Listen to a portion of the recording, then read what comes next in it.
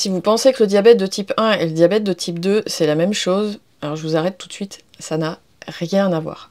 Le seul point commun dans cette histoire, c'est l'insuline. Mais après, les mécanismes physiopathologiques, si on peut le dire comme ça, sont complètement différents. Allez, je vous explique tout. Imaginez-vous dans une voiture qui ne veut pas démarrer. Il y a deux scénarios possibles. Soit vous êtes en panne d'essence, il n'y a pas de carburant, ça marche pas. Ça, c'est le diabète de type 1.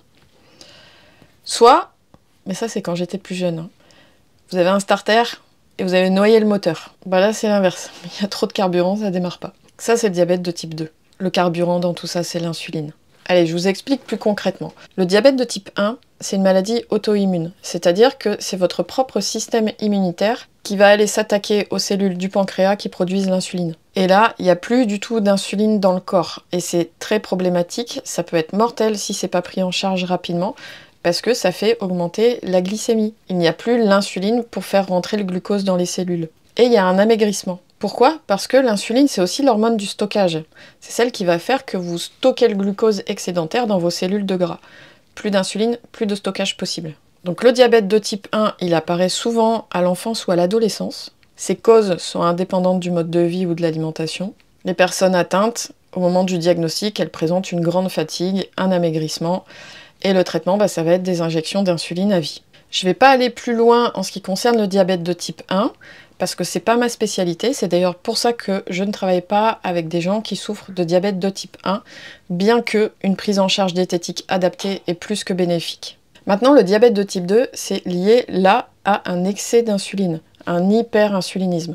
Et en général, un hyperinsulinisme qui dure depuis très longtemps, qui est chronique. Donc dans ce cas-là, le pancréas, il produit bien de l'insuline, mais le corps, les cellules sont devenues résistantes, c'est-à-dire qu'elles ne répondent plus au signal de l'insuline. C'est comme si elles devenaient sourdes en fait, et qu'il fallait parler de plus en plus fort, c'est-à-dire il faut de plus en plus d'insuline pour qu'elles y répondent. Donc ça, pendant très longtemps, on ne s'en rend pas compte parce que le corps produit de plus en plus d'insuline, et donc la glycémie reste normale. Mais au bout d'un moment, le corps n'arrive plus à compenser cette résistance à l'insuline, et là la glycémie va commencer à monter.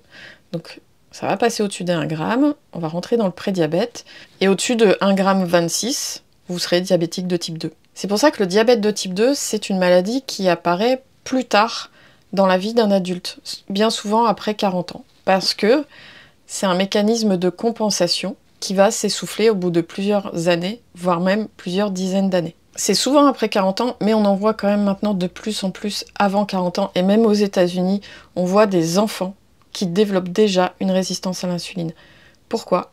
Parce que ça, par contre, c'est fortement lié au mode de vie, c'est-à-dire entre autres à l'alimentation et à la sédentarité. La bonne nouvelle, c'est que de ce fait, il peut être prévenu et parfois ça peut même être réversible avec une meilleure hygiène de vie, en adoptant une alimentation équilibrée, pauvre en glucides, riche en protéines, en bons gras, en fibres, bref, une alimentation équilibrée quoi, et aussi en augmentant son niveau d'activité physique. Donc dans le diabète de type 1, il faut une détection rapide des signes parce que ça peut être mortel. Il faut une insulinothérapie adaptée, il faut un suivi médical, ça c'est indispensable. Et une diète adaptée, ça sera un plus pour avoir une vie qui reste normale. Pour le diabète de type 2, là le patient a vraiment une très grosse carte à jouer en termes d'alimentation, en termes d'activité physique, d'hygiène de vie globalement. Dans le diabète de type 2, ce que vous faites chaque jour, ça aura un impact direct sur votre maladie, positivement ou négativement en fonction de ce que vous faites.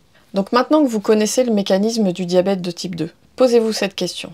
Est-ce que je fais tout ce qui est en mon pouvoir tous les jours pour protéger ma santé? Et dites-moi en commentaire, est-ce que vous êtes concerné par le diabète de type 2? Est-ce que vous connaissez quelqu'un qui est concerné par le diabète de type 2? Partagez-lui cette vidéo dans ce cas-là. Et puis si tout ça, ça vous intéresse, si les conseils santé vous intéressent, vous pouvez vous abonner à la chaîne. Ça fait toujours plaisir déjà.